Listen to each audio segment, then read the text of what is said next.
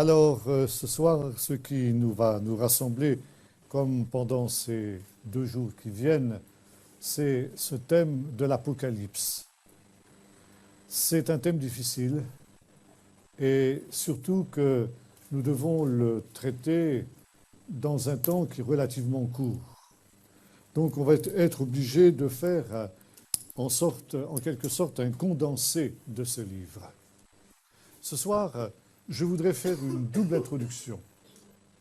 Tout d'abord, je voudrais vous parler du genre apocalyptique par opposition à la prophétie.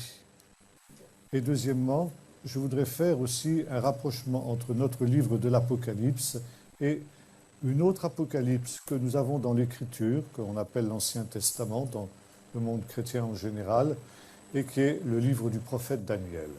Ces 2 livres, que sont le livre de Daniel et le livre de l'Apocalypse, sont absolument indissociables. Et on ne peut pas comprendre le livre de l'Apocalypse si on ne connaît pas le livre de Daniel et vice-versa.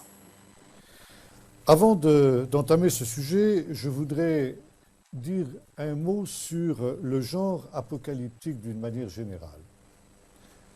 Quand nous parlons d'Apocalypse dans notre langage moderne, ça a immédiatement une connotation négative. Apocalypse est symbole pour nous de désastres, de catastrophes, de cataclysmes et de réalités semblables. Et lorsque, par exemple, un événement dramatique se produit à tel et tel point du monde, un tremblement de terre, un tsunami ou quelque chose de semblable, les journalistes disent, quand ils arrivent sur place, « Oh, ici, c'est l'Apocalypse ». Or, Apocalypse n'a absolument pas cette signification dans la Bible. Apocalypse est en grec, apocalypsis, c'est la traduction du mot hébreu idgalut, qui signifie tout simplement dévoilement, révélation de choses qui étaient cachées jusqu'à maintenant et qui soudain deviennent visibles, deviennent compréhensibles. Et en réalité, l'Apocalypse et notre Apocalypse de Jean est une bonne nouvelle. Toute l'Apocalypse se résume par ce verset que l'on trouve dans un des chapitres, « Je fais toutes choses nouvelles ». Par conséquent, ce n'est pas comme on le pense et comme le redoute d'aucuns. Paraît-il, ce serait pour la fin de cette année, le 21 décembre, que doit avoir lieu la fin du monde. Ici, il ne s'agit pas de la fin du monde, il s'agit de la fin d'un monde, du monde du péché, du monde de la chute, du monde marqué par la domination de l'adversaire, et ce monde qui va périr va donner lieu à un monde nouveau, où, comme le dira l'apôtre Pierre, la justice habitera. Par conséquent, nous sommes loin ici d'une succession de cataclysmes et de choses semblables. Nous sommes au contraire dans l'annonce d'une bonne nouvelle, c'est que Dieu vient dans son règne. Maintenant, cette expression, on la trouve aussi dans le livre du prophète Daniel, au chapitre 2, où nous trouvons cette grande statue que Daniel va décrire et que le roi avait rêvé. Et voici ce que nous dit le prophète Daniel, verset 19 du chapitre 2. Alors le mystère, c'est-à-dire le mystère de la vision du roi, fut révélé à Daniel dans une vision pendant la nuit. Et Daniel bénit le Dieu des cieux. Et Daniel prit la parole et dit, « Béni soit le nom de Dieu d'éternité en éternité. À lui appartiennent la sagesse et la force. C'est lui qui change les temps et les circonstances, qui renverse les rois et qui établit les rois. Il donne la sagesse aux sages et la science à ceux qui ont de l'intelligence. C'est lui qui a révélé ce qui est profond et caché, qui connaît ce qui est dans les ténèbres et les lumières. Demeure avec lui. Dieu de mes pères, je te célèbre et je te loue pour la sagesse et la force que tu m'as donnée, car tu m'as fait connaître ce que nous t'avons demandé, tu nous as fait connaître ce qui concerne le roi. » Le verset important est le verset 22, c'est lui qui révèle ce qui est profond et caché. La révélation dont il est question dans l'Apocalypse est une révélation profonde et cachée.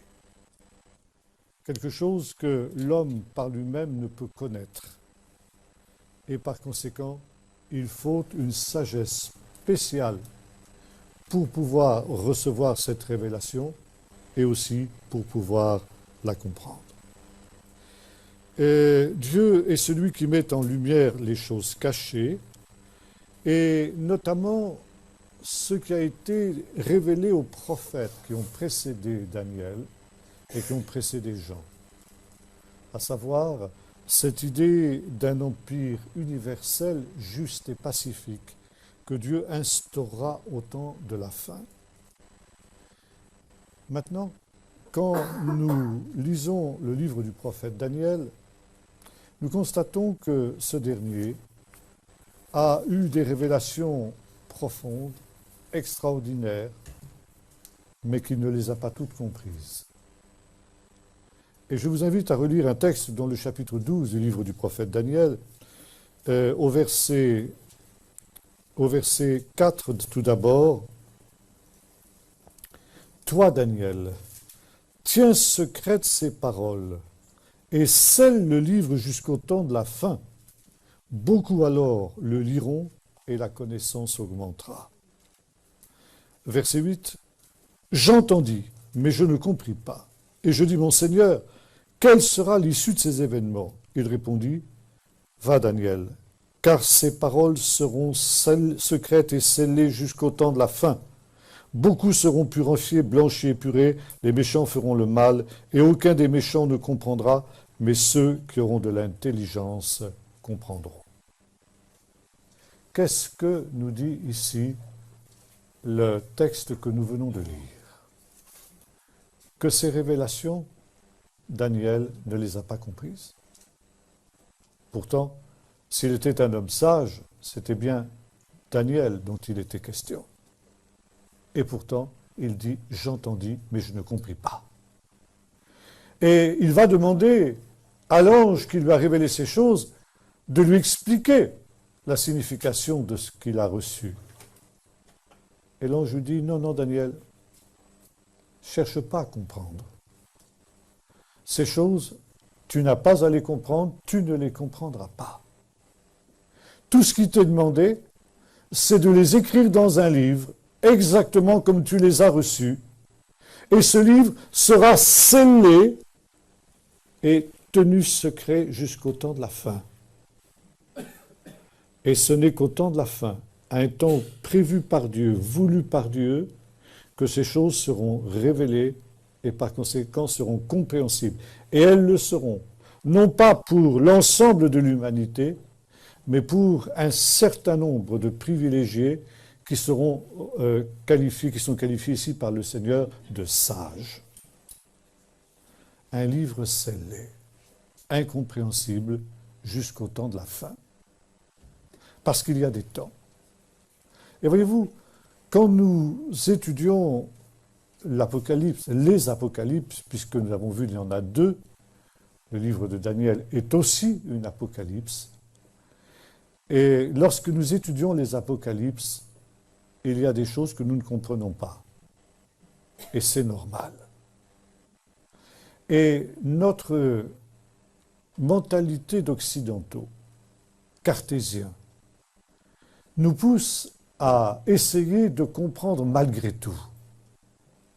Et c'est alors qu'on a toutes sortes de spéculations, de suppositions,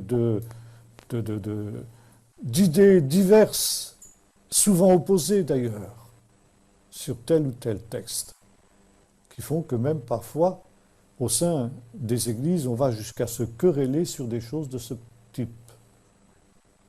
Or, il faut accepter qu'il y ait dans les Apocalypses des mystères, des choses que nous ne comprenons pas, parce que le temps n'est pas encore venu, parce que Dieu n'a pas encore jugé bon de nous les révéler, et il faut accepter cela.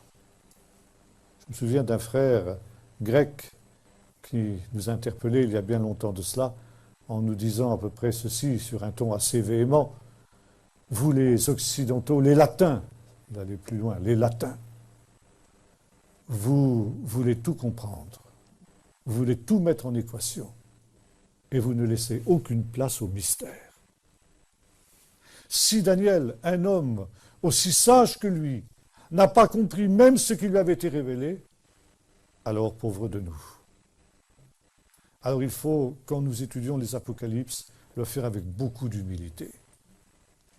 C'est pourquoi, tout à l'heure dans le temps de questions, ne me posez surtout pas la question du chiffre de la bête, 666. C'est une question qui revient toujours. Ne me posez pas la question du signe de la bête ou de choses semblables. Je ne sais pas. Je vous le dis tout de suite, je ne sais pas. Et ce sont des mystères qui restent cachés dans le secret de Dieu jusqu'au temps fixé par Dieu. Pourquoi y avait-il un temps? Parce que, comme le dit ici l'ange à Daniel, ces choses concernent des temps éloignés. Par conséquent, tu n'as pas besoin de savoir, toi, Daniel.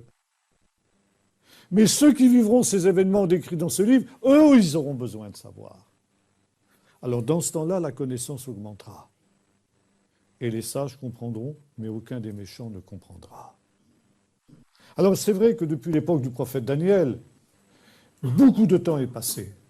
Et nous allons voir tout à l'heure, quand nous étudierons cette fois-ci l'Apocalypse de Jean, que maintenant le temps est venu où ces secrets et ces mystères qui étaient cachés dans le livre de Daniel deviennent compréhensibles. Maintenant, je voudrais dire 2 mots sur l'Apocalypse en tant que venue du Seigneur. Il vient dans le livre d'Apocalypse, cette fois-ci dans l'Apocalypse de Jean, au chapitre 1er, verset 7, nous lisons ceci. « Voici, il vient avec les nuées, tout homme le verra, même ceux qui l'ont percé, et toutes les tribus de la terre se lamenteront à son sujet. Oui, amen. Je suis l'alpha et l'oméga, dit le Seigneur, celui qui est, qui était et qui vient, le Tout-Puissant. » Il vient sur les nuées. Le Dieu qui vient. C'est le nom de Dieu, tel que notamment le révèle le texte que nous avons lu, celui qui est, qui était et qui vient. Et ce nom de Dieu, il est la traduction de ce que l'on appelle en hébreu le tétragramme, c'est-à-dire 4 lettres hébraïques qui forment le nom de Dieu. Ces 4 lettres, elles sont orthographiées en hébreu de telle manière que personne n'est capable de les lire. Personne n'est capable de prononcer le nom de Dieu. Et jusqu'à ce jour, personne ne connaît véritablement la prononciation du nom de Dieu. Il y a toutes sortes de spéculations, toutes sortes d'hypothèses à ce sujet, mais aucune n'est véritablement convaincante. En tout cas, il y a une chose qui est certaine en ce qui concerne le nom de Dieu.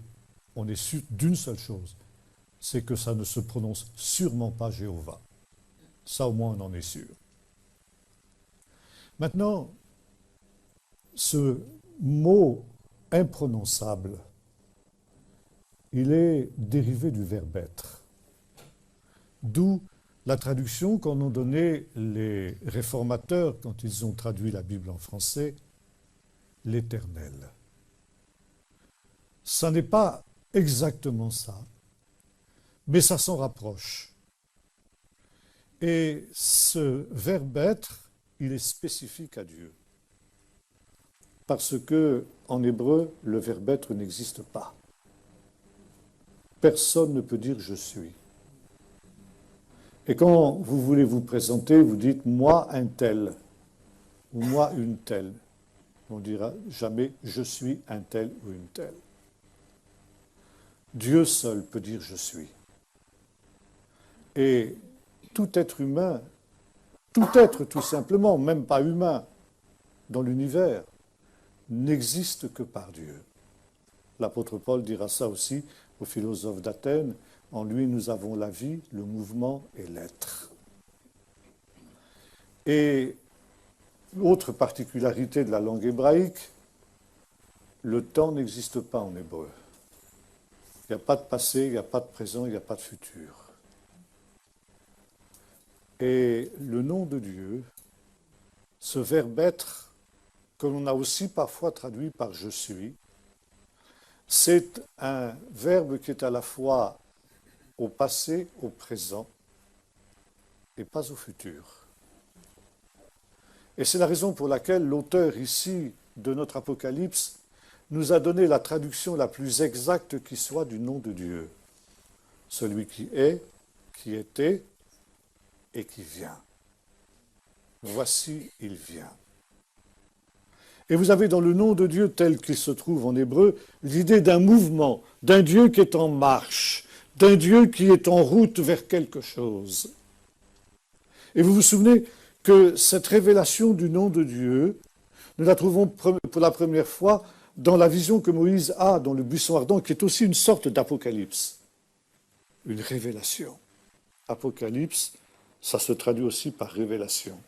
Et dans certaines langues, en anglais par exemple, notre livre de l'Apocalypse ne s'appelle pas Apocalypse, mais s'appelle Révélation. Book of Revelation, on dit en anglais. Bien. Par conséquent, la vision du buisson ardent est une révélation. Et vient un temps dans le dialogue qui s'échange entre Moïse et l'Éternel, où Moïse lui dit « Fais-moi connaître ton nom ».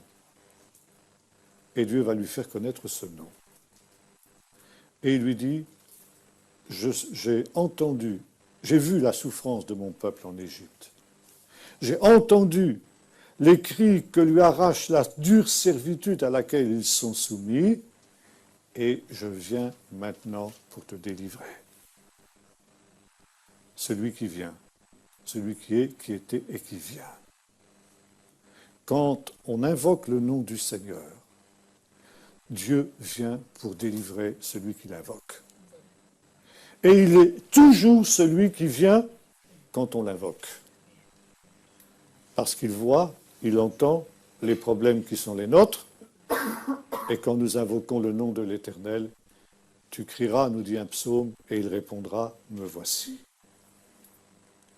Et cette venue du Seigneur, qui jalonne toute l'Écriture, j'ai parlé du buisson ardent, mais il y a aussi la révélation de Dieu sur le mont Sinaï, quelque temps plus tard, quand le peuple sera sorti d'Égypte. Les théologiens appellent ça une théophanie. Ça veut dire une manifestation de Dieu. Une théophanie, une apparition de Dieu, c'est toujours quelque chose de grandiose. Quand Dieu vient, alors tout ce qui est obstacle à sa venue vole en éclats. Toute opposition est brisée. Dieu vient pour délivrer son peuple, mais il vient aussi pour juger ses ennemis. C'est les deux corollaires. Et le jugement des méchants est la condition de la délivrance des justes. Quand Dieu vient dans le buisson ardent pour libérer son peuple de l'Égypte, alors ça veut dire qu'il va exercer ses jugements sur l'Égypte. L'Égypte va être frappée de 10 plaies qui vont être des véritables catastrophes pour ce peuple. Mais ces 10 plaies sont la condition indispensable de la libération du peuple d'Israël, car sans elles, jamais le Pharaon n'aurait accepté de laisser partir le peuple. Voyez-vous, le livre de l'Apocalypse, comme chez les prophètes, c'est le livre d'un deuxième exode. La foi d'Israël repose sur 2 certitudes. Dieu est intervenu autrefois pour libérer son peuple. Ça, c'est le fait marquant de l'histoire d'Israël. C'est l'élément et l'événement fondateur du peuple d'Israël. Et Dieu dit à son peuple, dans le chapitre 12 du livre de l'Exode, « Tu te souviendras de la sortie d'Égypte tous les jours de ta vie. » Et dans le Décalogue, la première des 10 paroles, qui n'est pas un commandement, il y a ce rappel, « Je suis l'Éternel ton Dieu. » Alors on traduit en général, « Qui t'ai fait sortir du pays d'Égypte, de la maison des esclaves. » Mais comme je vous ai dit tout à l'heure, il n'y a pas de temps en hébreu. On peut donc aussi bien traduire « Je suis l'Éternel ton Dieu qui te fait sortir du pays d'Égypte et de la maison des esclaves. » Ça veut dire ce que j'ai fait hier, quand j'ai fait sortir tes pères de cette Égypte et de cette maison des esclaves, je peux le faire aujourd'hui. Alors, on ne cesse de rappeler cet événement essentiel de cette délivrance du Seigneur au commencement. Une délivrance que l'on évoque dans chaque prière, que chaque page de la Bible pratiquement rappelle. Le livre des psaumes est rempli de cette louange que l'on apporte à Dieu pour avoir libéré son peuple de l'Égypte autrefois. Et puis, pourquoi le fait-on ainsi?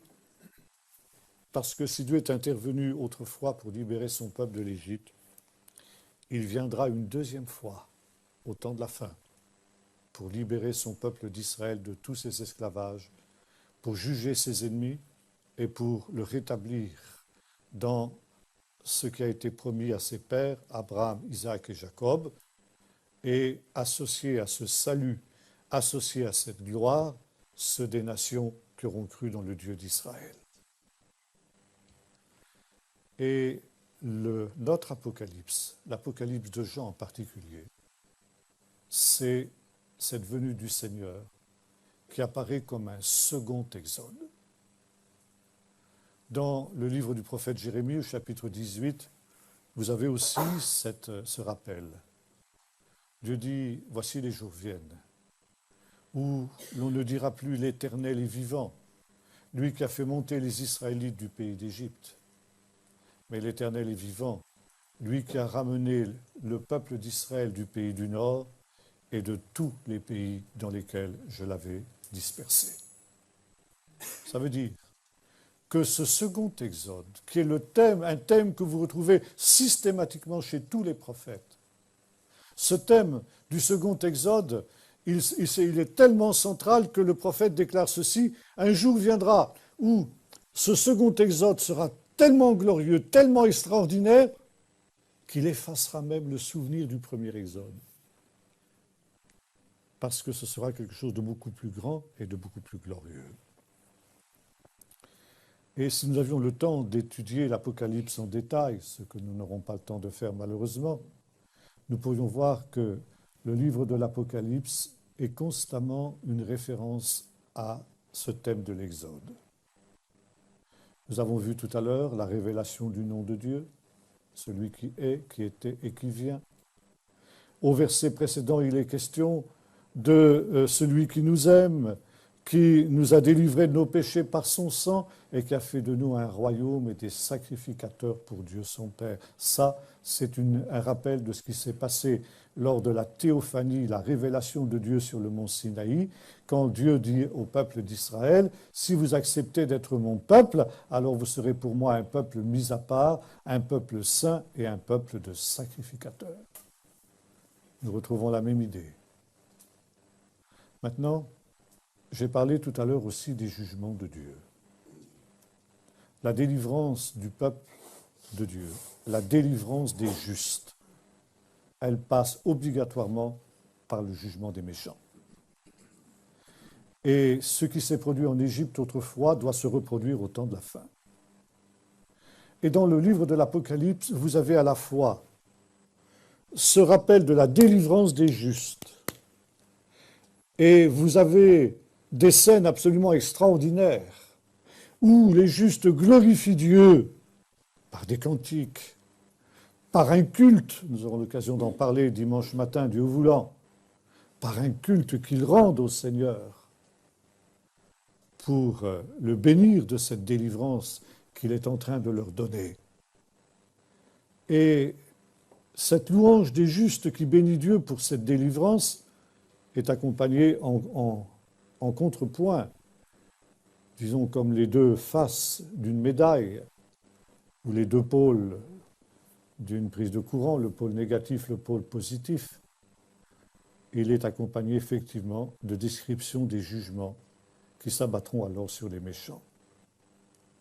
Et comme je le disais tout à l'heure, quand on lit le livre de l'Apocalypse, c'est essentiellement cela que l'on retient. Cet aspect un peu catastrophiste, terrifiant, Mais ça, c'est quelque chose qui est effectivement le contrepoint de la délivrance des justes.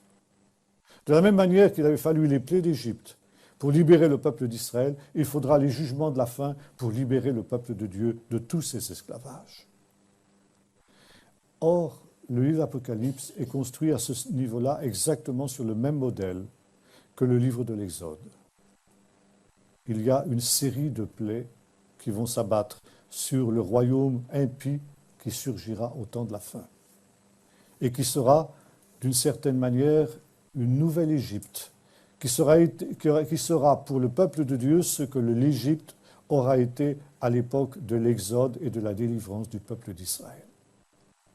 Et dans les 3 séries de fléaux que vous trouvez décrits dans le livre de l'Apocalypse, sur lequel nous aurons l'occasion de revenir, le fléau des sceaux, des chauffards, c'est-à-dire des cornes de bélier, non pas les trompettes comme on traduit généralement, et des coupes, vous retrouvez les principales plaies qui se sont abattues sur le pays d'Égypte. L'eau changée en sang, les grenouilles, les sauterelles, les ténèbres, la peste, etc., etc. Ici, il s'agit bel et bien de ce dernier exode dont les prophètes qui ont précédé Jean et qui ont précédé Daniel ont également parlé. Comme je vous l'ai dit tout à l'heure, quand Dieu vient, alors, eh bien, tout ce qui s'oppose à sa venue vole en éclats. Tout obstacle est balayé. Et ce n'est pas seulement ses ennemis qui frémissent, mais dans la théophanie du Sinaï, par exemple, nous voyons que même Moïse était effrayé. La gloire du Seigneur est tellement extraordinaire qu'aucun être humain ne peut rester sans frémir en face de cette manifestation de la gloire de Dieu. Vous vous souvenez de la vision d'Ésaïe dans le temple, telle que nous est décrite aussi dans le chapitre 6 de son livre, qui, quand il voit cette gloire de Dieu avec ces séraphins qui sont là, qui proclament la triple sainteté de Dieu, lui aussi se met à trembler d'épouvante. Quand Daniel a aussi cette vision d'un ange glorieux qui vient le voir, il tombe par terre comme mort, ce que fera aussi d'ailleurs Jean dans le livre de l'Apocalypse quand il voit Jésus glorifié. Et l'ange a besoin de le fortifier, de le relever, parce qu'il est un homme bien-aimé. Et ce n'est pas seulement l'être humain qui frémit dans la présence du Dieu vivant, mais c'est toute la création. Et c'est la raison pour laquelle, dans ces manifestations de Dieu, il est question de tremblements de terre, d'étoiles qui tombent du ciel, de rochers qui s'effondrent, les montagnes qui s'écroulent, etc. Parce que la création aussi tout entière reconnaît son Créateur. Et par ce moyen-là, elle manifeste qu'elle se soumet à son Créateur. Voyez-vous, depuis le 6e jour de la création, le soir de ce 6e jour, il nous est dit que Dieu est entré dans son repos, dans son Shabbat. Alors, est-ce que ça veut dire que Dieu était fatigué par le travail harassant qu'il avait réalisé pendant les 6 jours de la création? Bien sûr que non. Le prophète Ésaïe nous dit que Dieu ne se lasse pas et ne se fatigue pas. Le psaume 121 nous dit que Dieu ne sommeille ni ne dort. Qu'est-ce que la Bible veut nous dire quand elle dit que Dieu se retire dans son repos? Le mot Shabbat ne signifie pas d'ailleurs exactement repos. Il signifie cessation. Cesser une activité. Cesser volontairement une activité que l'on aurait pu poursuivre. Dieu aurait pu poursuivre son activité. Il décide de s'arrêter. Il entre dans un repos, c'est-à-dire il entre dans une inaction. Pourquoi? Pour laisser place à l'homme. L'homme qu'il a investi de cette charge, qui est le premier commandement d'ailleurs, de dominer sur la terre et d'assujettir à son pouvoir tous les êtres que Dieu a créés, les oiseaux du ciel, les poissons de la mer, et les bêtes des champs. Et pour ne pas gêner l'homme dans son action, pour ne pas interférer dans la liberté de l'homme, Dieu se retire. Et Dieu entre dans son inaction, dans son repos. Et Dieu ne sort de ce repos qu'à de rares exceptions. La première, c'est lorsque l'homme fait tellement de bêtises que si Dieu n'intervenait pas, le monde irait à la catastrophe. Alors Dieu sort de son repos pour remettre les choses sur les rails. Et puis il rentre à nouveau dans son repos. Et puis Dieu sort de son repos pour accomplir des actes miraculeux.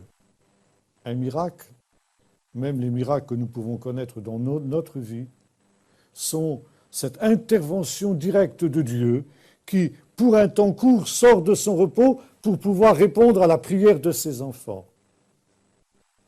Et déjà, une intervention de Dieu est une petite théophanie. Dieu est celui qui vient, comme l'avons dit tout à l'heure.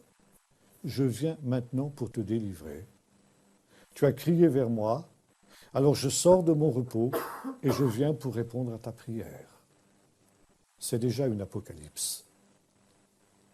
Et puis, il y aura un temps où Dieu sortira de son repos, cette fois-ci d'une manière définitive.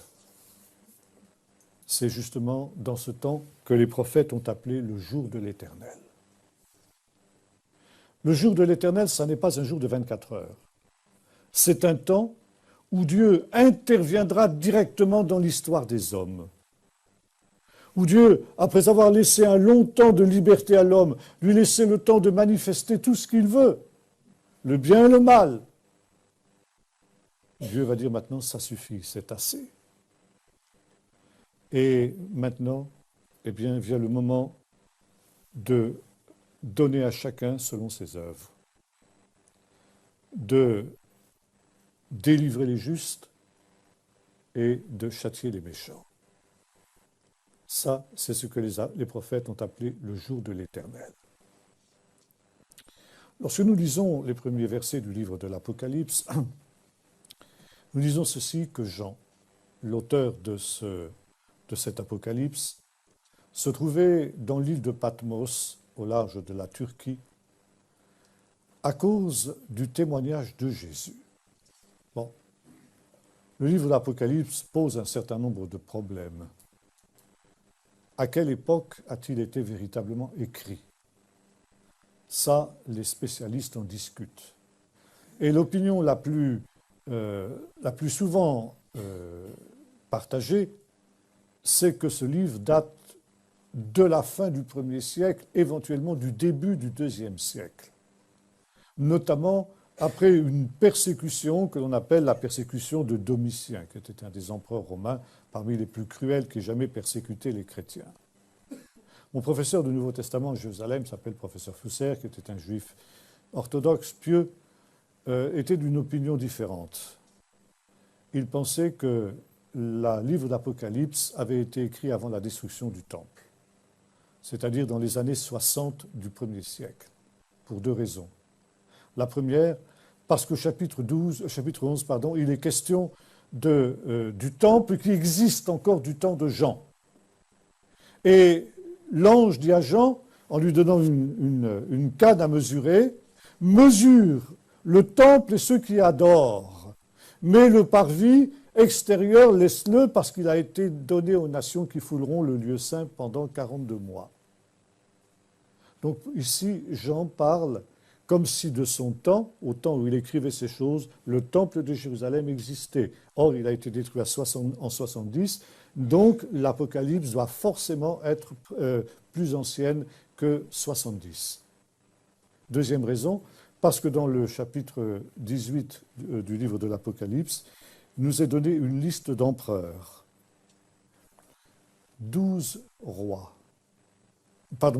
qui n'ont pas reçu encore de royaume. Et si l'on fait le compte des empereurs romains, eh bien, ça nous amène au règne de Néron, qui était le 10e empereur. Et nous savons qu'en 63, après Jésus-Christ, cet empereur Néron a déclenché contre les chrétiens la première grande persécution de leur histoire. D'après ce que raconte l'historien romain Tacite, Néron, qui se croyait un grand artiste, avait voulu composer une ode sur la chute de Troie, la ville de Troie. Et pour chercher l'inspiration, il avait demandé que l'on mette le feu à Rome. Et on dit que pendant que Rome était en train de se consumer, il y a eu un gigantesque incendie qui a fait des milliers et des milliers de victimes dans cette ville surpeuplée. Pendant que ces gens se consumaient, Néron était avec sa lyre sur sa terrasse en train de chanter. Ça l'inspirait.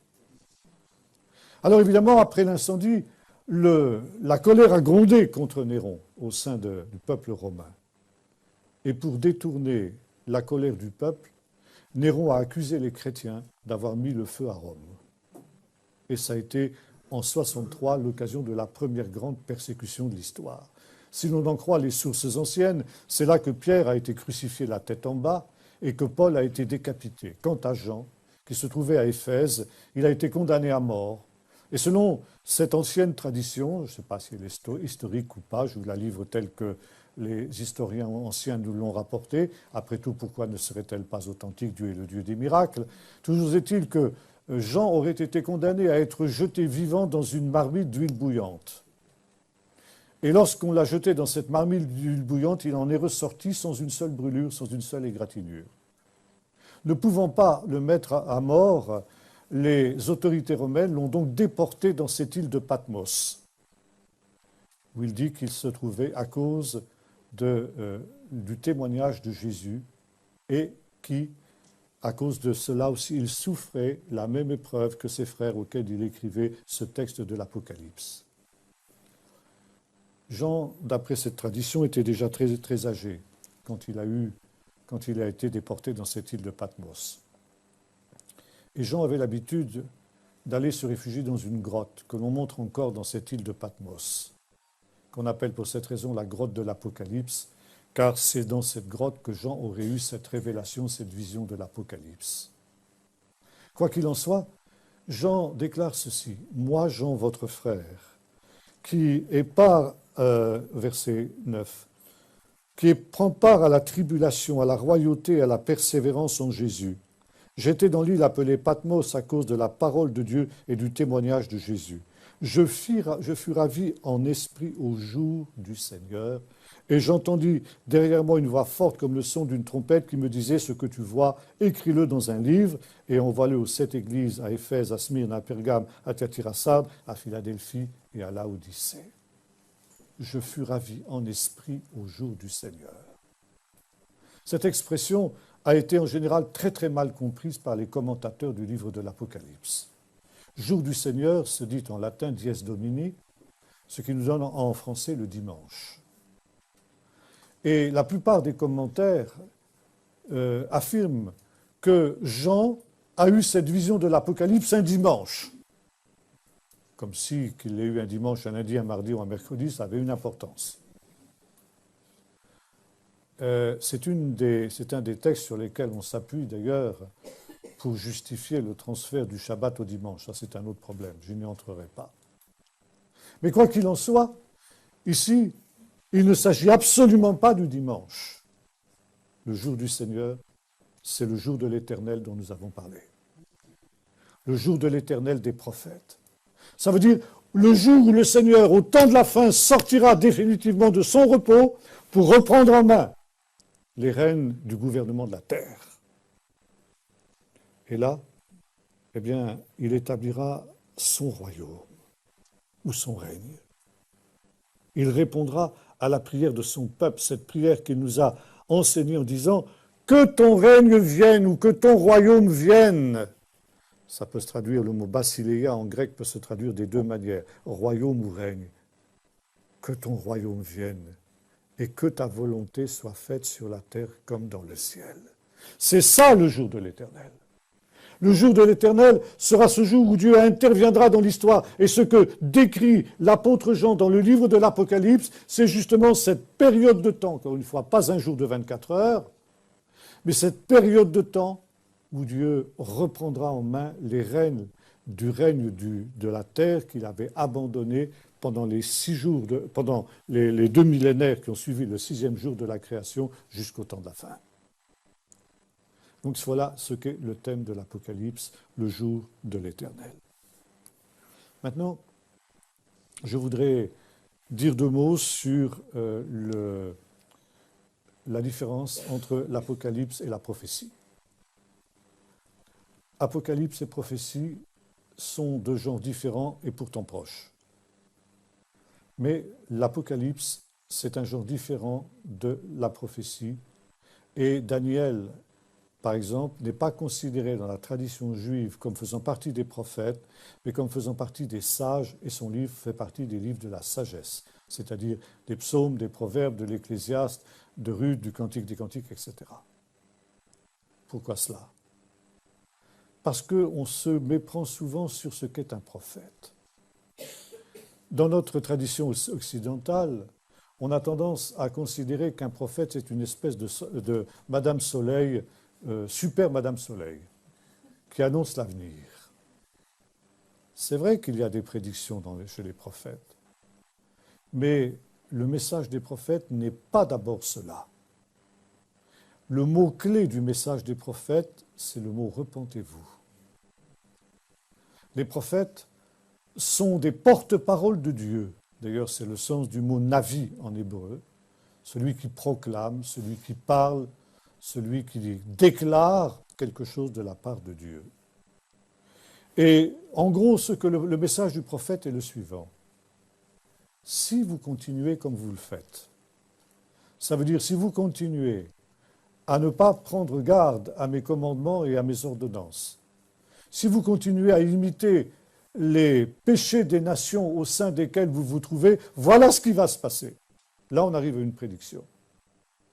Si vous continuez comme ça, Jérusalem sera détruite, le temple sera rasé et vous serez déportés.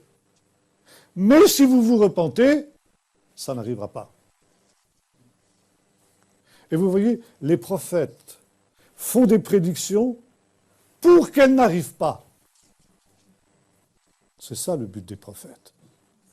Parce que la prophétie, c'est pas comme dans l'islam, dans le Coran, Mektoub, c'est écrit. Ça s'accomplira d'une manière irrévocable. Ça s'accomplira si l'homme ne tient pas compte des avertissements que Dieu a donnés par la bouche de ses prophètes. Mais si le peuple de Dieu se repent, alors Dieu aussi changera d'avis et n'enverra pas ses jugements. Le livre le plus caractéristique de cette manière-là, c'est le livre du prophète Jonas. Vous vous souvenez de Jonas, qui est envoyé à Ninive avec un message qui est un message apocalyptique, c'est le cas de le dire, au sens mauvais du terme que nous avons évoqué tout à l'heure. Encore 40 jours et Ninive est détruite. Ça y est, c'est écrit, Mektoub, c'est déterminé, il n'y a rien à faire. Et puis, le roi de Ninive, quand il entend ça, il dit, on ne sait jamais. Peut-être que quand même Dieu pourrait changer d'avis. Alors il demande à tous les habitants de Ninive de se repentir. Il publie un jeûne. Il demande à chacun de se repentir et de mettre sa vie en ordre avec Dieu. Et qu'est-ce qui se passe? Eh bien, Dieu n'envoie pas le cataclysme qui avait été annoncé. Et ça fait le désespoir de Jonas, qui se plaint du Seigneur, mais maintenant de quoi j'ai l'air, moi? J'ai l'air d'un faux prophète. Mais non, il est un vrai prophète, justement. Et il a pleinement réussi sa mission. Il est un des prophètes qui a eu le plus de succès dans toute l'histoire d'Israël. Tellement que même Jésus l'envie. Quand il dit « Les hommes de Ninive se lèveront au jour du jugement avec ceux de cette génération, on la condamnera parce qu'ils se sont repentis à la prédication de Jonas. » Et il y a ici plus que Jonas. Et Jésus, d'une certaine manière, aurait souhaité d'être envoyé à Ninive plutôt qu'à ces Israélites. Parce qu'il dit, eux au moins, ils se seraient repentis et ma prédication aurait eu du succès. Par contre, il y a un temps où le méchant, le pécheur, atteint un point de non-retour. Où, après avoir négligé, refusé d'entendre tout ce que les prophètes ont annoncé, la repentance devient impossible. C'est ce qui s'est passé, par exemple, avec le Pharaon, qui, à chaque plaie que le Seigneur envoyait, laquelle plaie d'ailleurs était aussi un acte prophétique, qui appelait le Pharaon à la repentance, mais chaque fois il nous est dit, le Pharaon endurcit son cœur. Et vous avez remarqué, il y a un moment dans le récit de l'Exode où il nous est dit, Dieu endurcit le cœur du Pharaon. Ça veut dire que maintenant, on est entré dans un processus qui est sans retour. Là, on est vraiment dans le déterminisme. C'est plus la prophétie, c'est l'Apocalypse. Et l'Apocalypse concerne les derniers temps. Et les derniers temps, selon les prophètes, ces temps qui précéderont le retour de l'Éternel, sont caractérisés par ce que le prophète Daniel, et on retrouve ça dans le Nouveau Testament chez Jésus et chez les autres apôtres, Pierre, Paul par exemple, et bien sûr l'Apocalypse, où ce que ces textes appellent l'apostasie. L'apostasie, c'est le comble du péché. Le Seigneur, qui sait toutes choses d'avance, a annoncé par les bouches des prophètes que malgré tous les appels de sa grâce, malgré toute la patience dont il ferait l'objet vis-à-vis des hommes, les hommes ne tiendraient pas compte des avertissements de Dieu.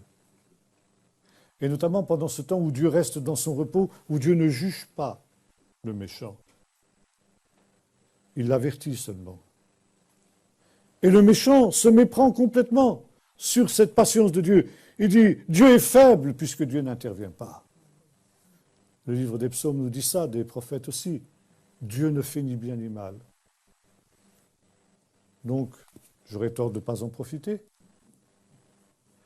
Et Pierre déclare ceci, c'est pourquoi les hommes méchants avanceront toujours plus dans le mal, égarés eux-mêmes et égarant les autres.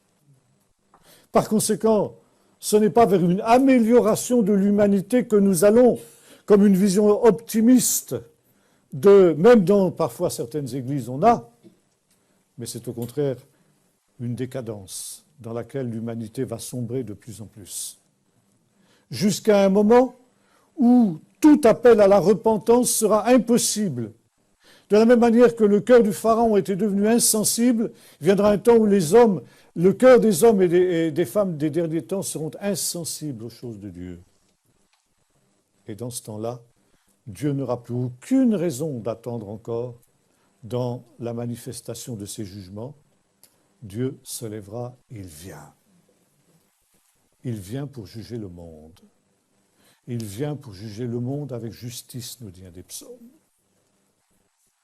Et les apocalypses dépeignent ce temps dernier, où le cœur des hommes est tellement endurci que maintenant, la colère de Dieu devient sans remède, elle devient irrémédiable.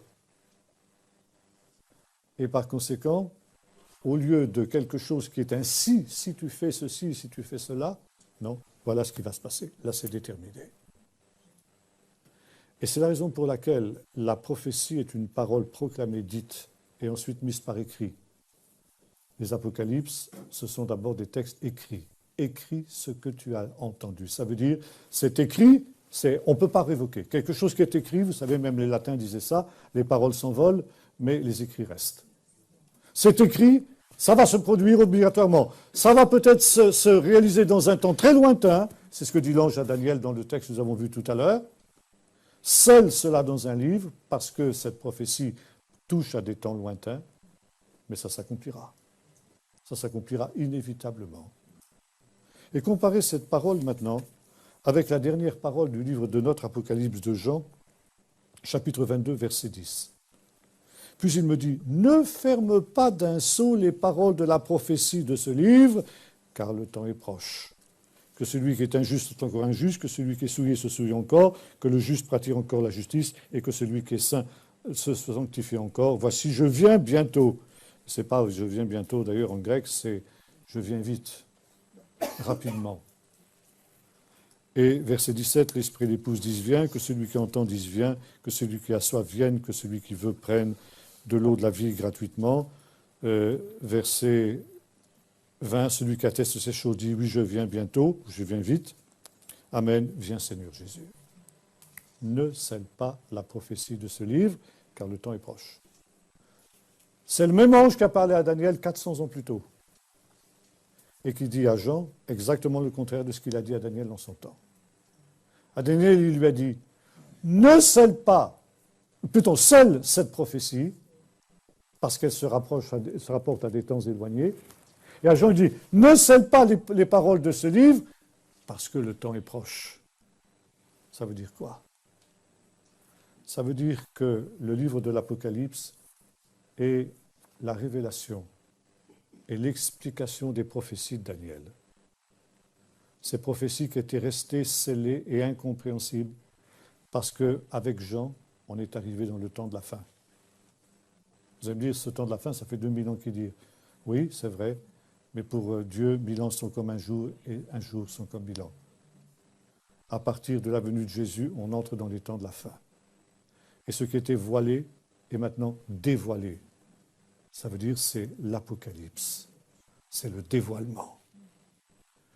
Et le livre de l'Apocalypse, c'est le commentaire des prophéties de Daniel.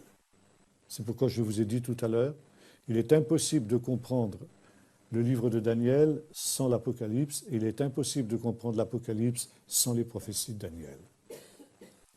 Maintenant, je voudrais, juste avant de terminer, revenir sur un dernier point dans le livre du prophète Daniel, une des visions essentielles de Daniel, qui sert de filigrane à tout, justement, notre livre de l'Apocalypse, c'est la vision du chapitre 7. Cette vision du chapitre 7, qu'il faudrait lire en parallèle d'ailleurs avec la vision du chapitre 2, la vision de la grande statue dont nous avons parlé tout à l'heure, voit 4 empires qui vont se succéder sur la surface de la terre depuis l'époque de Daniel jusqu'à la fin. Et ces 4 empires sont représentés par 4 bêtes féroces.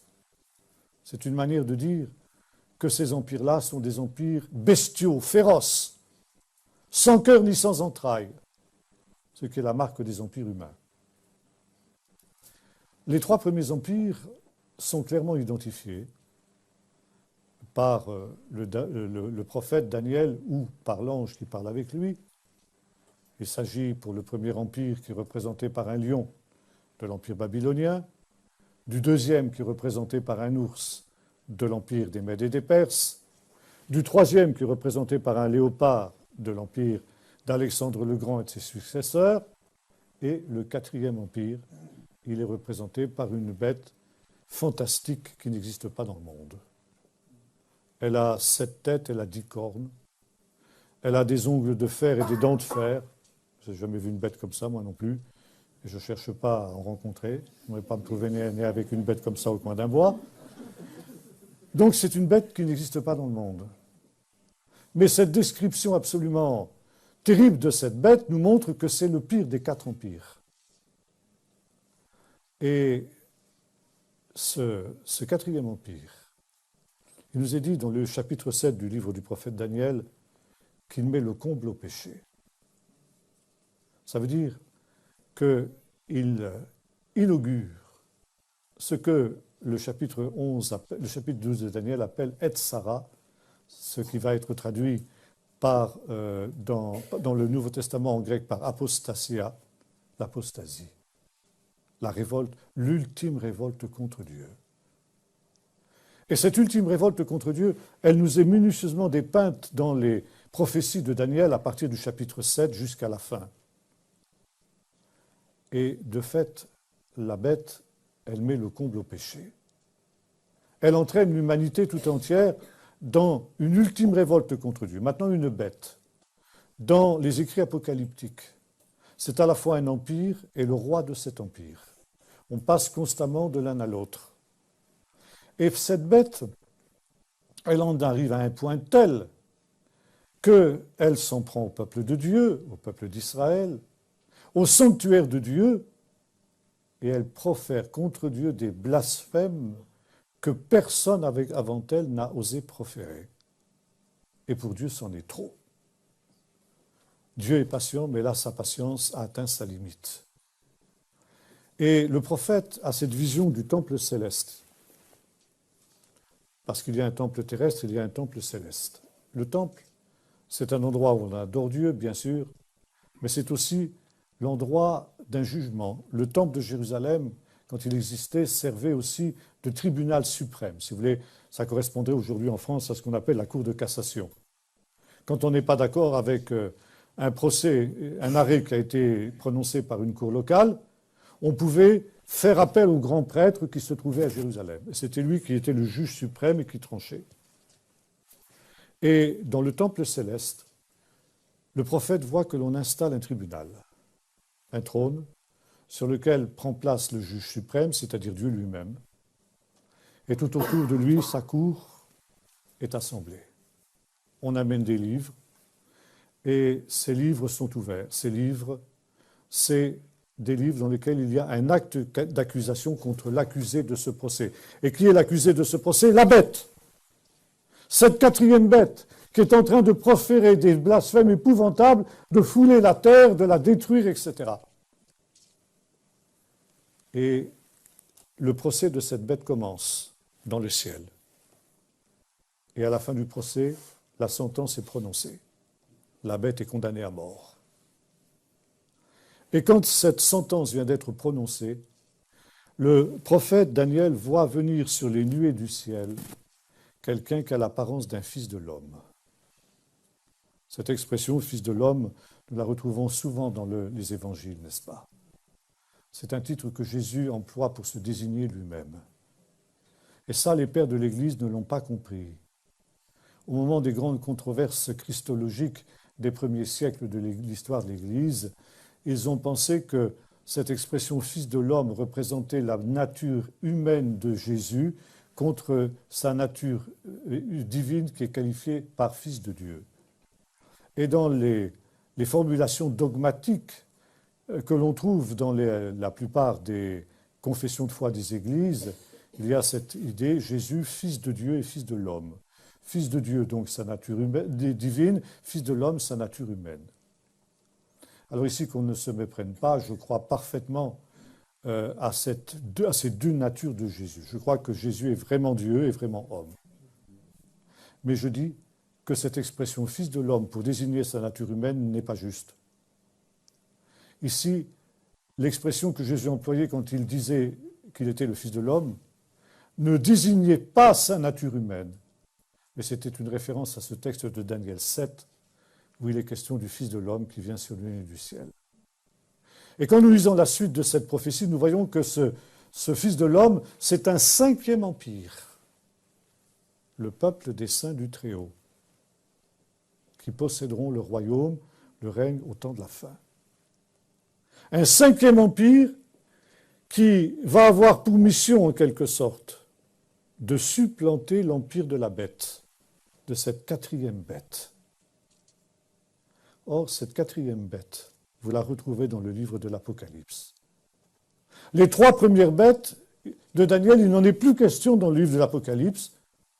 Pourquoi? Parce que, à l'époque où Jean écrit ces choses, ces trois premières bêtes, elles appartiennent au passé. Et ce qui intéresse Jean, c'est la quatrième bête. Cette quatrième bête, nous la retrouvons décrite avec beaucoup de détails dans l'Apocalypse de Jean.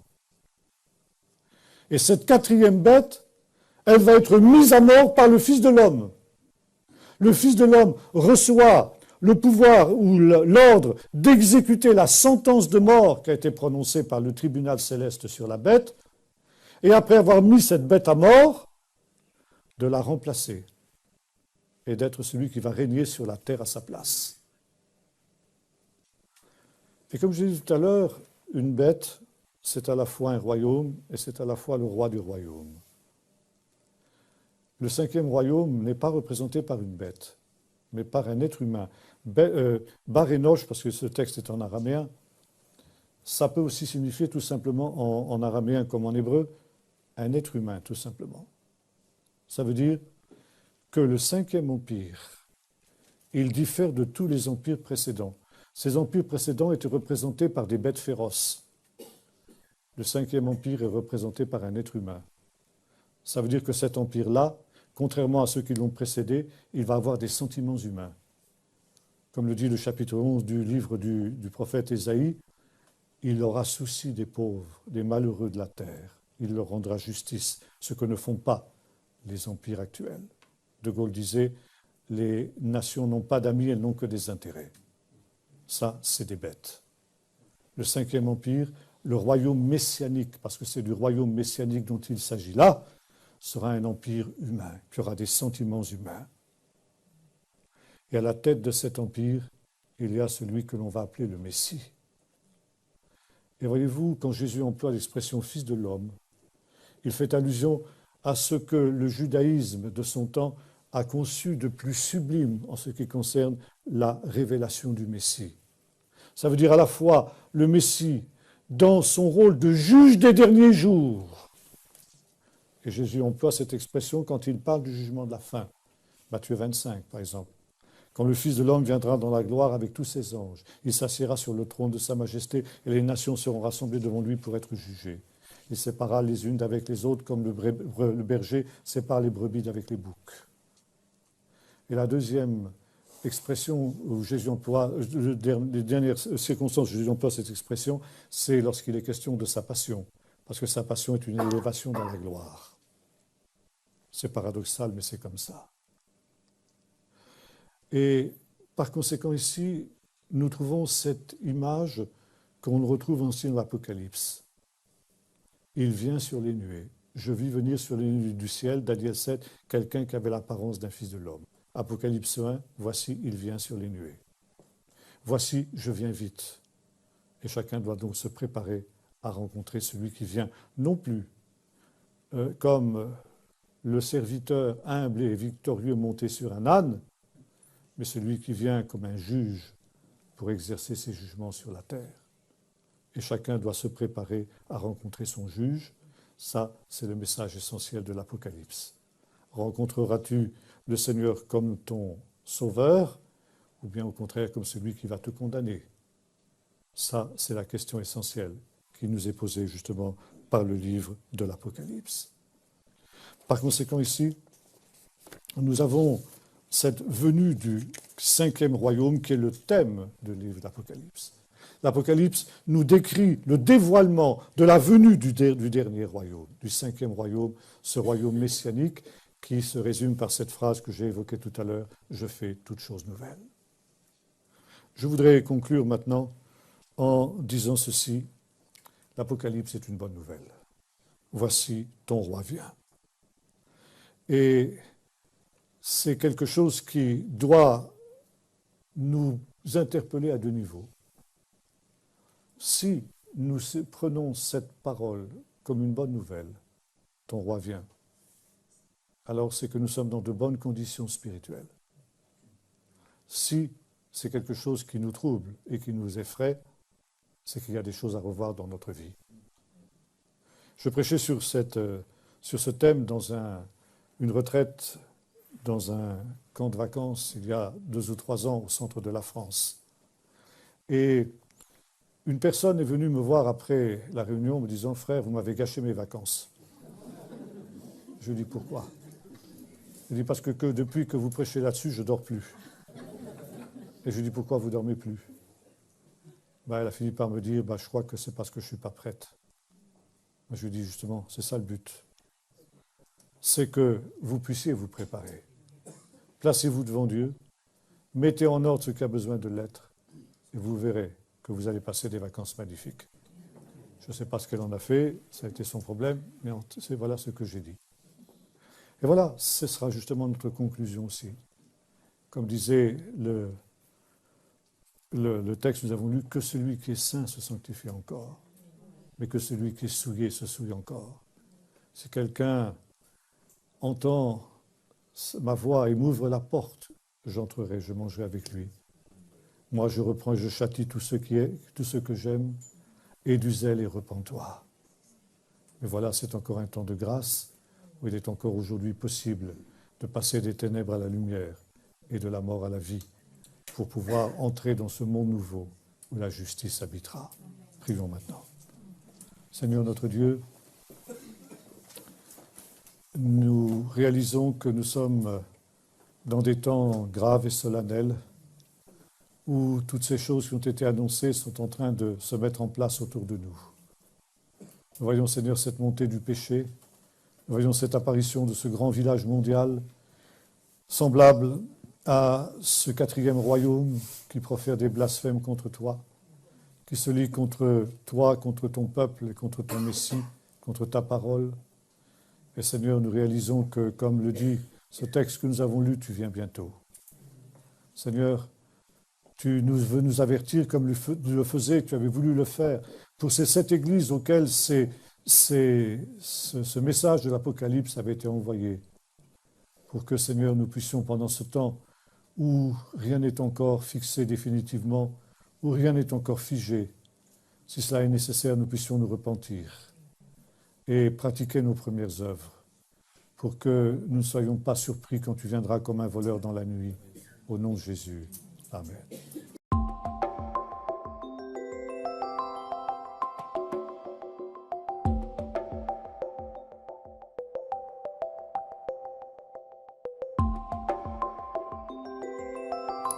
C'est juste une question ce qui concerne le quatrième empire. Est-ce que, cher frère, est-ce qu'on peut l'identifier à l'Union européenne? Je pensais faire ça demain, mais puisque vous me posez la question, je vais anticiper quand même. Oh, c'est merveilleux.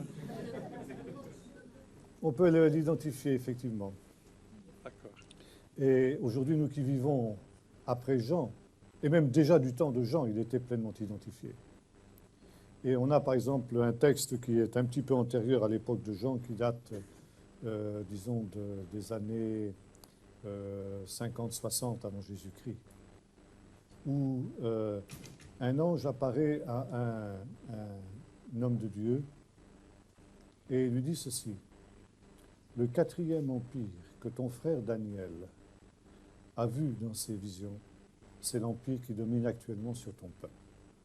Donc, 63 avant Jésus-Christ, conquête de Jérusalem par Pompée au nom de l'empire de Rome. Par conséquent, à l'époque de Jésus, il n'y avait aucun doute pour aucun juif que le quatrième empire était bien et bien l'empire de Rome. Et on appelait cet empire Malchut HaRasha, ça veut dire l'empire du méchant. Le méchant, c'est celui que nous appelons l'Antichrist.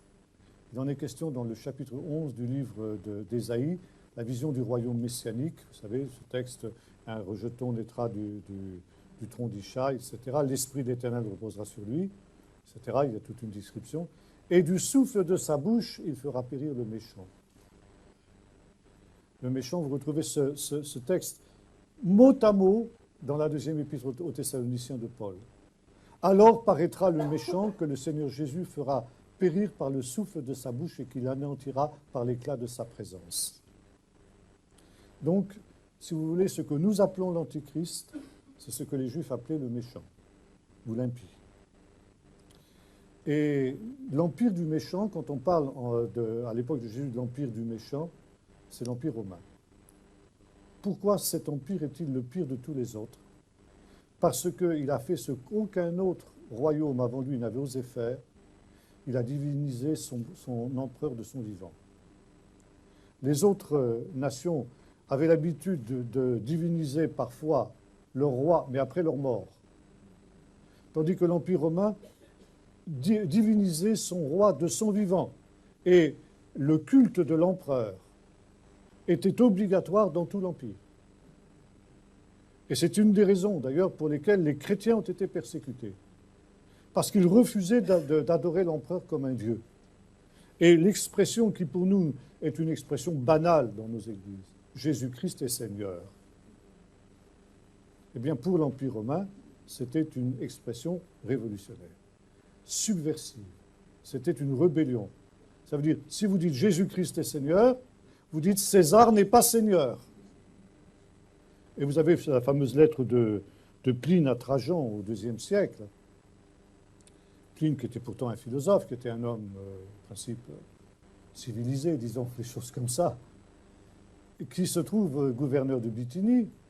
Et puis, il y a des chrétiens qu'on lui amène.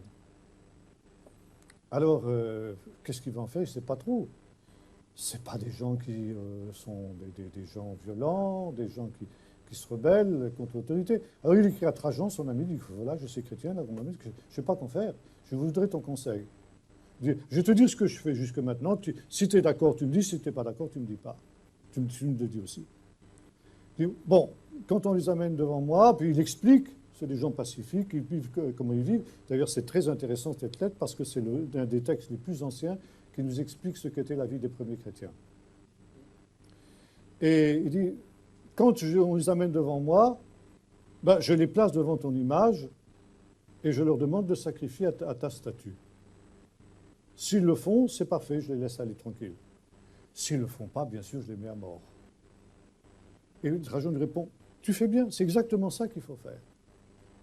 Voyez-vous, cette persécution dont Jean parle, dont lui-même a été victime, qui fait qu'il a été déporté dans l'île de Patmos, c'est justement pour avoir refusé d'adorer l'empereur. Voyez ? Donc, c'est ça la bête, voyez-vous ? Alors vous allez me dire, oui, mais nous qui vivons maintenant en 2012, l'Empire romain, ça fait bien lurette qu'il n'existe plus. Si on dit les sages d'Israël, il existe dans les empires les royaumes qui sont issus de la désintégration de l'Empire romain. Parce que si vous reprenez par exemple la statue de Daniel, vous voyez que le dernier empire, sa fin c'est 10 orteils. Et vous retrouvez cette idée d'10 rois.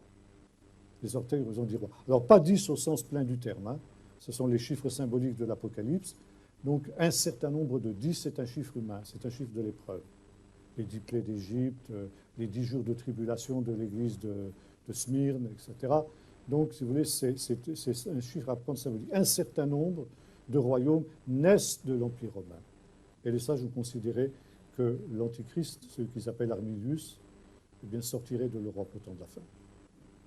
Pardon. Quand il dit que la bête qui était et qui reviendra, donc quelle est cette signification? C'est très intéressant, votre question. C'est vous savez, on a bien des prédicateurs ont dit avant moi ceci, le diable est le singe de Dieu. Oui. Eh bien là, nous avons exactement cette réalité. J'ai parlé du nom de Dieu, celui qui est, qui était et qui vient.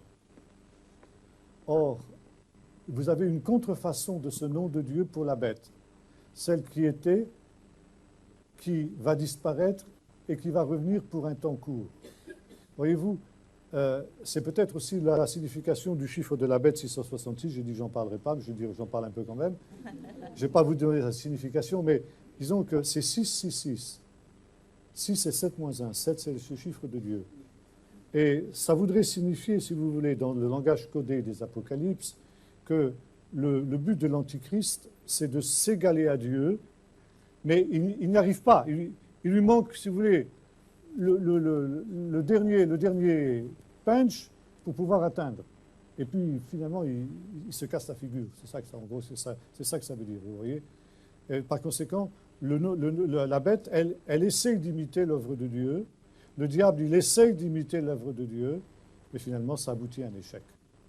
Et le royaume de la bête, ce quatrième royaume, c'est une volonté d'imiter, justement, le royaume de Dieu, d'instaurer le royaume de Dieu sur la terre par les moyens humains. Et ça, c'est exactement ce qui est en train de se passer de nos jours, avec l'ONU, avec tout ça, la paix. À l'ONU, il y a même le verset d'Ésaïe, de leur lance, ils forgeront des socs de charrue et de leur langue des serpes, une nation ne tirera plus. Bon, mais ça, c'est humain. C'est une tentative humaine d'accomplir l'œuvre de Dieu sans Dieu. Et ça n'aboutira jamais. Vous voyez, 666, c'est ça que ça veut dire. Oui, petite question. Comment, par rapport à la prière que l'on fait régulièrement pour la paix de Jérusalem, comment concilier prier pour la paix alors que l'on sait pertinemment bien qu'il y a une coalition mondiale contre Jérusalem, contre Israël, la destruction d'Israël, etc. Et qu'il n'y aura qu'un résidu qui sera sauvé? Attendez, là, il y a deux choses. Oui. La première chose, c'est prier pour la paix de Jérusalem, c'est prier pour la venue du Seigneur. C'est faire la prière que nous trouvons à la fin de l'Apocalypse, nous avons dit tout à l'heure, Amen, viens Seigneur Jésus. Parce que la venue du Seigneur sera la délivrance de Jérusalem. Maintenant, la deuxième partie de votre question, si j'ai bien compris, vous me corrigez si je vous dis une bêtise, mais si j'ai bien compris, vous faites allusion à cette histoire des 2 tiers qui sont exterminés. Dans Zacharie 13, c'est ça? C'est ça? Oui. Bien. Alors justement, ça, j'ai fait toute une étude là-dessus à Lausanne il y a quelques jours. Précisément parce que ça, c'est une idée, je me suis rendu compte, qui court dans les milieux chrétiens. Et comme je l'ai montré dans mon étude, c'est quelque chose qui nous vient des pères de l'Église et qui est inspiré par de l'antisémitisme qui était le leur. Parce que cette idée de 2 tiers qui sont exterminés, c'est directement en relation avec, ce que Jésus dit quand il va être arrêté dans le jardin de Gethsémani. Je frapperai cette nuit-là, vous allez tous m'abandonner, dit Jésus à ses disciples, car il est écrit, je frapperai le berger et les brebis seront dispersées. Et c'est après qu'il est question, 2 tiers sont exterminés, etc. Donc ici, nous sommes non pas dans le contexte de la première venue de Jésus, de la deuxième venue de Jésus, mais de sa première venue. Et l'historien juif Flavius Joseph nous raconte que lors du siège de Jérusalem, qui a duré de 66 à 70, il y a eu 2 tiers des habitants, non seulement de Jérusalem, mais des pèlerins qui étaient venus du monde entier pour célébrer Pâques à Jérusalem, parce que la grande révolte a éclaté pendant la fête de Pâques, qui ont été exterminés de différentes manières. Et Jésus cite ce texte aussi quand il annonce, il prophétise la ruine de Jérusalem dans les discours sur le mont des Oliviers. Il dit, il y aura alors, quand il parle de Jérusalem qui sera entourée par les camps militaires, il y aura encore alors une détresse telle qu'il n'y en a jamais eu et qu'il n'y en aura jamais. Ça veut dire l'événement qui s'est produit lors de la chute de Jérusalem en 70 ne se produira plus jamais. Ce qui va se produire, selon Jérémie 30, c'est ce qu'il appelle le temps d'angoisse de Jacob. Effectivement, le peuple d'Israël sera en danger d'une nouvelle Shoah. Mais le texte de Jérémie est très clair, mais il en sera délivré. Il en sera délivré par l'apparition du Seigneur. Ça ne s'accomplira pas. Et ça, justement, c'est une chose. Moi, j'étais révolté lorsque, il y a quelque temps de cela, je faisais une conférence à Marseille dans le cadre d'une amitié judéo-chrétienne. Il y avait là des juifs descendants de rescapés de la Shoah. Et un brave chrétien évangélique, dans le temps de questions, a posé la question à peu près ceci. Il faut quand même que les Juifs se rendent compte que ce qu'ils ont souffert pendant la Shoah, c'est un petit hors-d'œuvre à côté de ce qui les attend. Alors je dis, comment vous osez dire une chose pareille? Il y a ici des descendants de rescapés de la Shoah, vous osez dire des choses pareilles. Mais voyez-vous, c'est des choses qui nous sont... On les professe parce qu'on a toujours été enseigné comme ça, et on ne se rend pas compte que de cette interprétation de ces textes-là, parce que moi, je l'ai repris, je lui dis, mais enfin, c'est monstrueux ce que vous dites. Il me dit, oui, mais c'est écrit. Je dis, non, ce n'est pas écrit. C'est l'interprétation que vous donnez de ce qui est écrit. C'est différent. Mais on est tellement habitué à ça qu'on finit par lire ces textes avec les grilles de lecture qui nous ont été inspirées par les pères d'Église, qui étaient des antisémites. Dans un moment donné, vous parlez donc de ce 5e royaume, et vous avez dit le peuple messianique. Alors, le peuple messianique, donc oui, ce sont les Juifs qui ont suivi Jésus. Et c'est vrai que la parole a été annoncée dans le monde entier. Et pour autant, bon, moi, je ne suis pas juif. Alors, je sais que bon, notre sort est lié à celui d'Israël, sarments qui sont greffés sur l'olivier, tout ça. Bon, c'est des jolies paroles. Voilà. Mais je voulais savoir un petit peu comment vous pouvez m'expliquer un petit peu. Parce que comment moi je pourrais me retrouver, je me sens pas juif messianique, si vous voulez. Et moi, je ne suis pas juif messianique non plus. Hein. Non. Mais si vous voulez, c'est pour ça que je le dis. Ouais, mais c'était juste ça. Enfin, je sais pas. Oui. Alors bon, il faudrait reprendre ce que Jacques dit dans le chapitre 15 du livre des Actes. Il dit que Dieu a laissé pendant des siècles les nations dans l'ignorance. Ça veut dire Dieu ne s'est révélé qu'au seul peuple d'Israël. Et comme le dira l'apôtre Paul aux Éphésiens, vous autrefois païens, vous étiez alors sans Dieu, sans espérance, sans Messie, sans etc. Il y a toute une longue énumération de ce qu'était la situation dramatique et désespérée des païens. Mais maintenant, Jésus, etc. Et voyez-vous, cette situation, les prophètes avaient annoncé que ce serait une situation provisoire et qu'un jour viendrait où les nations auraient la connaissance du Dieu d'Israël jusqu'aux extrémités de la terre.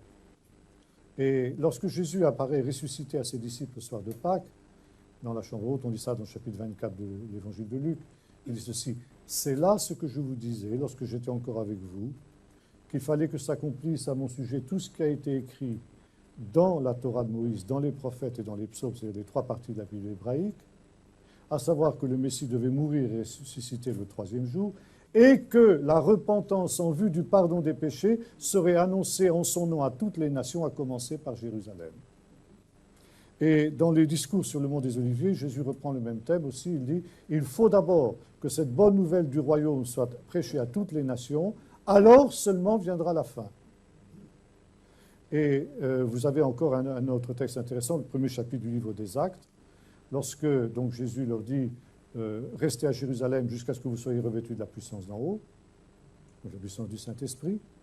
Et les apôtres lui disent, Seigneur, est-ce en ce temps-là que tu rétabliras le royaume d'Israël? Ça veut dire, en principe, tu aurais dû déjà faire ça à Pâques, quand tu es ressuscité. Il y a 40 jours qui ont passé. Bon. Tu nous dis que dans quelques jours, on recevra le Saint-Esprit. Le Saint-Esprit, c'est un signe eschatologique, c'est un signe des derniers temps. Alors, est-ce que c'est dans ce temps-là que tu vas rétablir le royaume d'Israël conformément aux prophéties? Et Jésus ne dit pas, contrairement à ce qu'on comprend généralement, je reprends ce que disait notre ami tout à l'heure aussi, on a une compréhension faussée des textes. Et quand j'étais à l'école biblique en Angleterre, il y avait un commentaire qui disait ceci: ces pauvres apôtres, ils étaient encore imbus d'idées juives. Ils s'imaginaient que Jésus allait rétablir un royaume terrestre.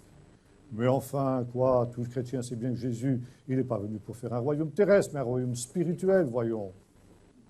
Mais si vous lisez attentivement ce texte, ce n'est pas de ça qu'il est question. La question ne se pose pas de savoir si Jésus va, oui ou non, rétablir le royaume d'Israël, mais quand? Si Jésus n'avait pas été d'accord, il l'aurait dit. Or, Jésus ne dit pas qu'il ne rétablira pas le royaume d'Israël et qu'il ne dit mot consent. Il confirme donc par son silence qu'il va rétablir le royaume d'Israël. Il dit simplement, ce n'est pas à Pentecôte que je vais le faire. C'est après qu'ayant reçu le Saint-Esprit, vous ayez été mes témoins à Jérusalem, en Judée et jusqu'aux extrémités de la terre. Quand les extrémités de la terre auront été atteintes par l'Évangile, alors effectivement le royaume d'Israël sera rétabli. C'est ça que ça veut dire. Alors, il y a maintenant ce que Paul appelle le mystère d'Israël. Ça, il le décrit longuement dans les chapitres 9, 10 et 11 de l'Épître aux Romains. Et ce mystère d'Israël est le suivant. Comment se fait-il qu'au moment où les nations ont reçu l'Évangile, le peuple par lequel cet Évangile est arrivé aux nations, c'est-à-dire le peuple d'Israël, ne l'ait pas reçu? Et Paul répond d'une manière tout à fait désarçonnante et déroutante. Il dit, c'est Dieu qui l'a voulu. C'est Dieu qui a aveuglé les yeux de son peuple pour qu'il ne croit pas dans l'Évangile. Alors, objection immédiate que Paul immédiatement comprend bien et qu'il écarte. Alors, comment tu vas pouvoir dire que Dieu est juste? Puisque comment Dieu peut-il juger des gens qu'il a lui-même endurcis? Bon, ça c'est une manière, Paul explique que c'est une manière juive de voir les choses. Ce qu'on appelle, on a des difficultés, nous occidentaux, à comprendre ce type de raisonnement, ce qu'on appelle un raisonnement en situation. On appelle ça parshan en hébreu. Ça veut dire, dans une certaine situation, d'un certain point de vue, ça joue d'une telle manière. Mais si on se place d'un point de vue différent, c'est complètement opposé. Bon. Paul dit, attention, celui qui est endurci, il est quelque part responsable de son endurcissement. Et il montre qu'Israël est effectivement responsable de son endurcissement. Mais puisque vous, les Romains, vous m'avez posé la question de savoir pourquoi est-ce que le peuple d'Israël n'a pas cru, eh bien, ça joue comme si c'était Dieu qui l'avait voulu. Ça veut dire, Dieu a utilisé en quelque sorte cette attitude du peuple d'Israël pour accomplir son dessein. Ça veut dire, ça joue exactement comme si cet endurcissement d'Israël entrait mystérieusement dans le plan de Dieu. Pourquoi? Parce que, dit l'apôtre Paul, si on reprend par exemple le texte du chapitre 3 du livre des Actes, l'histoire de la guérison du paralytique qui était à la belle porte, lorsque donc ce paralytique est guéri, Pierre prêche l'Évangile. Et il termine en disant « Repentez-vous donc et convertissez-vous pour le pardon de vos péchés, pour que viennent les temps de rafraîchissement qui ont été annoncés par les prophètes, et que le ciel envoie celui qu'il doit recevoir jusqu'au temps du renouvellement de toutes choses, Jésus, etc., qui a été crucifié. Bon, qu'est-ce que ça veut dire? Imaginons un instant que ce jour-là, ou disons les jours suivants, les semaines, les mois, les années qui ont suivi, sinon l'ensemble du peuple d'Israël, disons la grande majorité du peuple d'Israël se soit tourné vers Jésus. Donc, et répondu à cet appel de Pierre, qu'est-ce qui se serait passé? Ce que Pierre dit. Jésus serait revenu à ce moment-là. Il aurait établi son royaume à ce moment-là. Et ni vous ni moi ne serions là ce soir. Ce qui veut dire que pour votre salut à vous et à moi, qui, si j'ai bien compris, vous n'êtes pas plus juifs que moi, pour que les non-juifs que nous sommes puissent être sauvés, il fallait que le peuple d'Israël soit endurci pendant tout ce temps de grâce que Dieu voulait donner aux nations. Et en quelque sorte, Dieu a permis que son peuple soit endurci à cause de cette volonté de nous sauver, de telle sorte qu'au jour du salut d'Israël, il y ait des représentants de toutes les nations qui soient sauvés avec le peuple d'Israël. Vous voyez?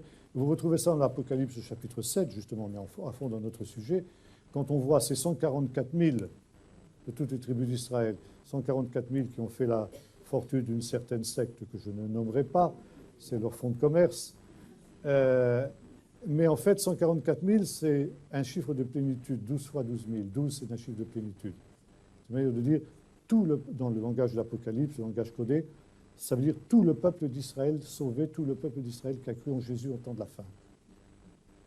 Et derrière ce peuple d'Israël, ces 144 000, vous avez des hommes de toute nation, de toute tribu et de toute langue qui sont associés à ce salut d'Israël, de tout Israël, dont Paul parle dans le chapitre 11 de l'Épître aux Romains.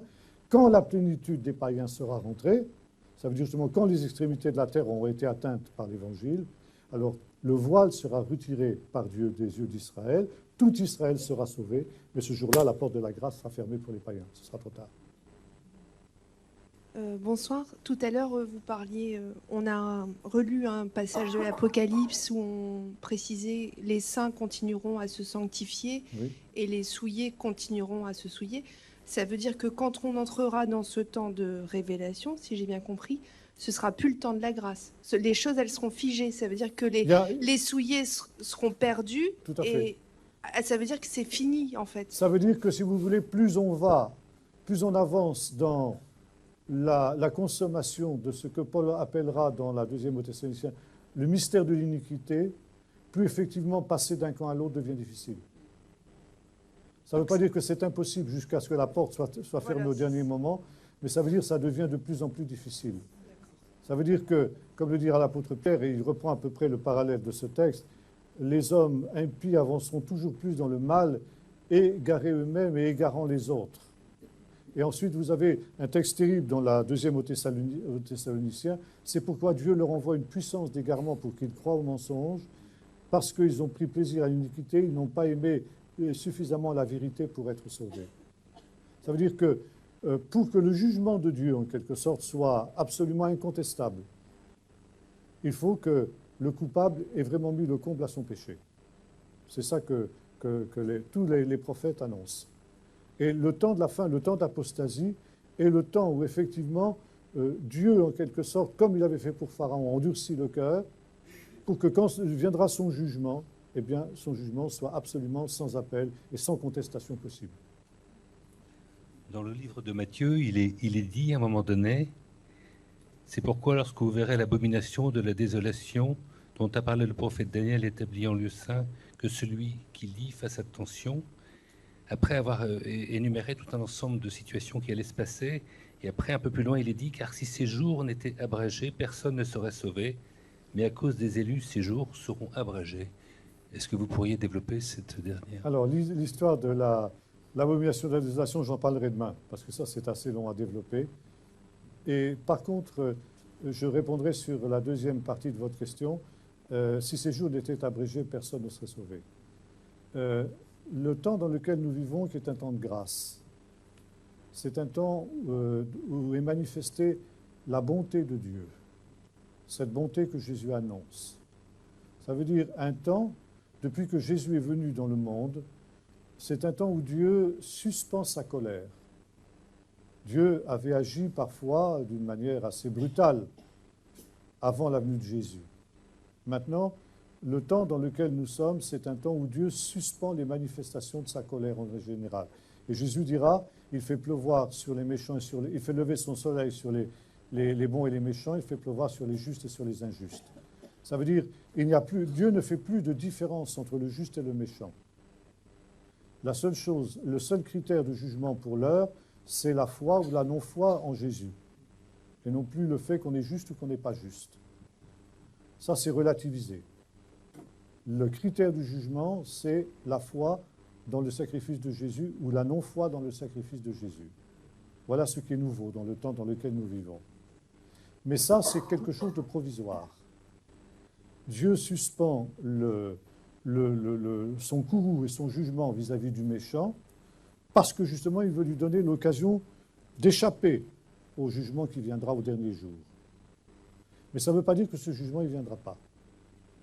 Et cette patience de Dieu, eh bien, elle a une autre conséquence. C'est que si Dieu ne juge pas le méchant aujourd'hui, dans le temps dans lequel nous sommes, ça veut dire qu'il laisse libre le méchant d'opprimer le juste. Et souvent, les justes souffrent injustement à cause de l'oppression des méchants. Pourquoi? Parce que si Dieu intervenait pour délivrer les justes, il serait obligé de juger le méchant et il lui coupe toute possibilité de repentance. Alors Dieu préfère voir les justes opprimés injustement pendant un temps. Et il y a deux limites à la patience de Dieu. La première, c'est celle que nous avons définie. Si le méchant arrive à un point tel qu'il est clair, il est manifeste qu'il ne veut pas se repentir, comme par exemple la génération de Noé, où la porte de l'arche est restée ouverte et plus personne n'y est rentré, ou la génération de Lot, où on s'est moqué de l'avertissement qui avait été donné. Quand il est clair que le méchant ne veut plus se repentir, Dieu n'a plus aucune raison d'attendre. Et à ce moment-là, l'intervention de Dieu pour juger les méchants devient le salut des justes. Ce que Jésus déclare dans les discours sur le monde de la vie en disant « Les hommes rendront l'âme de terreur dans l'attente de ce qui se viendra parce que les puissances des cieux seront ébranlées. Mais vous, quand vous verrez ces choses, au contraire, réjouissez-vous, redressez votre tête parce que pour vous, eux, ce sera le jugement, pour vous, ce sera la délivrance. » Bon. Maintenant, il y a une autre limite à laquelle Dieu ne peut pas franchir sa patience. C'est ce que les justes peuvent supporter. Parce que l'amour de Dieu pour les méchants ne va pas jusqu'à lui faire sacrifier les justes.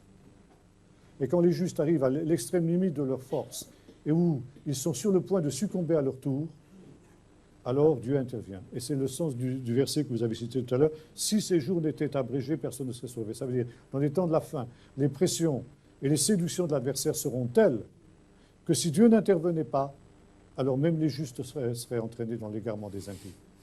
Et ça, c'est la limite que Dieu ne franchira pas. Oui.